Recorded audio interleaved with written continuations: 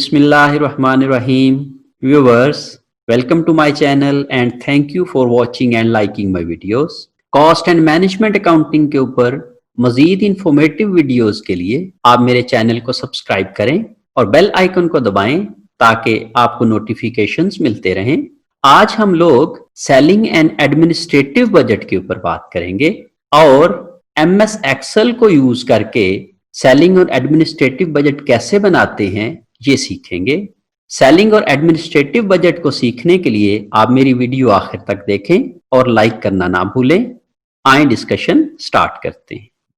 Excel में selling and admin expenses budget बनाने के लिए मैंने उसी फॉर्मेट को यहाँ पे रेप्लिकेट कर लिया है। वही तमाम क्वार्टर बना लिए हैं 4 और इसी तरीके से टोटल का कॉलम और उसी तरीके से मैंने ये सारे के सारे हेड्स जो हैं वो डिस्क्रिप्शन में दे दिए। अब सबसे पहले मुझे बजटेड यूनिट सेल्स चाहिए। इसको मैं यहाँ पे लाने के लिए इक्वल टू का साइन करता हूं और अपने सेल्स बजट के ऊपर या बेसिक डाटा के ऊपर चला जाता हूं। सपोज मैं बेसिक डाटा से ये इंफॉर्मेशन ले लेता हूं और जो बेसिक डाटा में क्वार्टर वाइज मेरी सेल्स हैं मैं उनके रेफरेंस यहां पे दे देता हूं। जब मैंने इसको रेफरेंस यहां पे कर दिया तो फिर मैं इसको टोटल सम का फॉर्मूला लगा के टोटल कर लेता हूं। फिर मेरे पास variable selling and admin expenses पर case that is also given to me. ये भी मेरे बेसिक डाटा में मौजूद हैं और मैं बेसिक डाटा से जाके variable selling and admin expenses जो हैं वो यहां से नोट कर लेता हूं। मैं इसको यहां पे रेफर कर देता हूं। याद रखिए ये बेसिक डाटा हमें खुद बनाना होता है फॉर प्रिपेयरिंग अ बजट, और कोई भी बजट बनाने से पहले हम बेसिक डाटा की शीट बनाते हैं और हम इसी से डाटा जो है वो बाकी सारी शीट्स में लेके जाते हैं। ओके जी, 1.8 आ गया। इस सेल को मैं एज यूजुअल जो है वो फिक्स कर देता हूं बिकॉज ये मुझे रिपीट करना है बार बार। तो मैं जब इसको बाकी सेल्स में ड्रैग राइट करके इसी रेफरेंस को कॉपी कर दूंगा तो ये मेरे पास सब जगह पे फिगर आ जाएगी। अब मैं इन दोनों को मल्टीप्लाई करूंगा, इसको मल्टीप्लाई करूंगा पर यूनिट कॉस्ट के साथ, तो मेरे पास टोटल एक्सपेंस आ जाएगा variable expense for selling and admin expenses. इसको मैंने सारी जगहों पे इसी फॉर्मूला को कॉपी कर लिया। अब मेरे पास fixed selling and admin expenses calculate करना है। तो सबसे पहले एडवर्टाइजिंग है। एडवर्टाइजिंग एक्सपेंस के लिए मैं इक्वल टू का साइन दबाता हूं और बेसिक डाटा में चला जाता हूं और आपको यहां पे नजर आ रहा है कि ये तमाम क्वार्टर वाइज एक्सपेंसेस जो हैं वो दिए हुए हैं। मैं इसको सिलेक्ट करता हूं और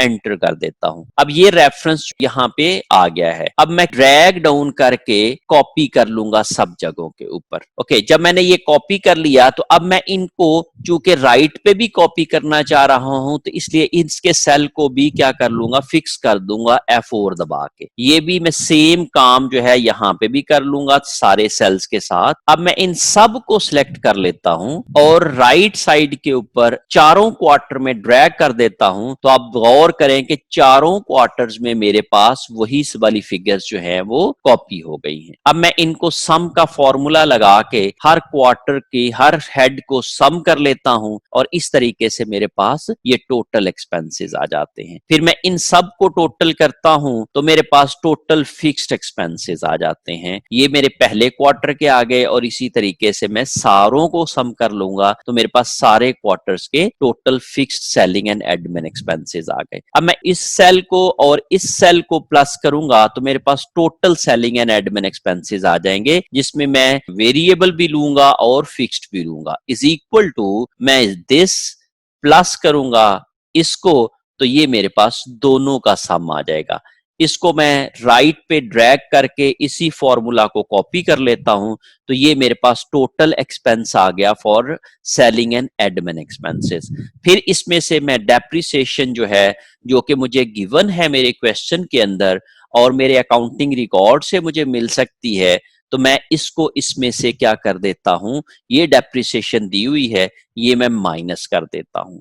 जब मैं यहां पे इसको माइनस करूंगा और इसको मैं फिक्स कर देता हूं क्योंकि मुझे हर एक में यही रिपीट करनी है, मैं इसको राइट पे ड्रैग करता हूं और यहां पे मैं सम का फॉर्मूला लगा के इसका सब का सम कर लेता हूं तो ये मेरे पास ही आ जाएगा।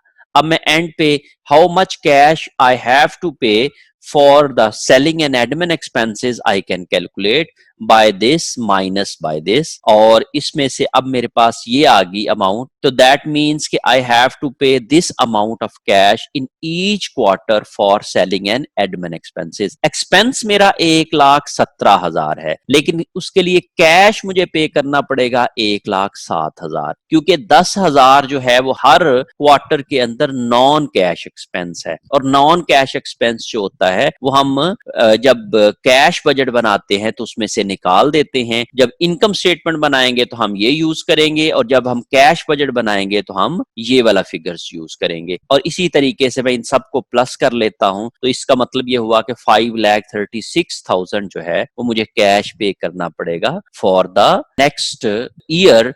होप सो कि आप लोग इसको समझ गए होंगे।